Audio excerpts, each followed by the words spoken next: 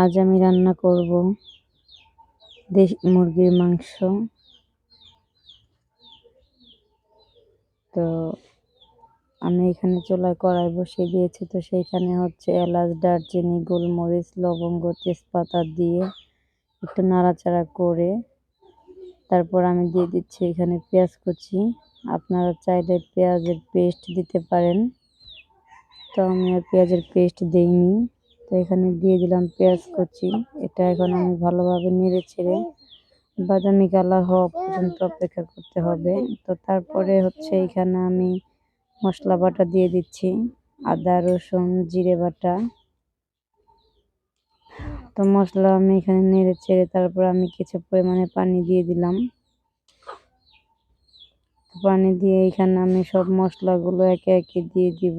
তো প্রথমে দিয়ে দিচ্ছি লবণ, তারপরে হলুদ, মরিচের গুঁড়া দিয়ে আমি নেড়ে চেড়ে দিয়ে দিচ্ছি ধনিয়ার গুঁড়া আর হচ্ছে কিছুটা রাঁধুনি মাংসের মশলা দিয়ে আমি এখন মশলাটাকে ভালোভাবে কষিয়ে নিব। আমি খুব সহজভাবে মাংসটা রান্না করেছি।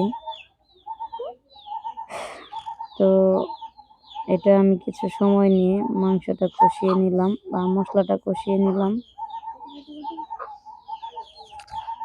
তো এখন আমার মশলা কষানো শেষ। এখন আমি এখানে মাংসগুলো দিয়ে দিব।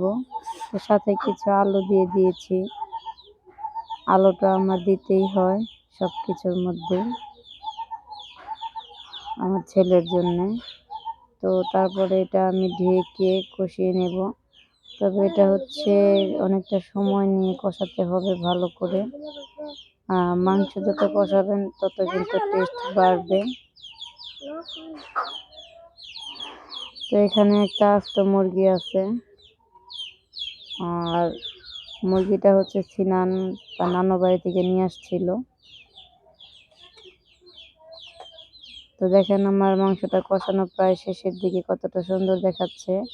তেল ছেড়ে দিয়েছে, মুরগিটার গায়ে কিন্তু প্রচুর পরিমাণ তেল ছিল।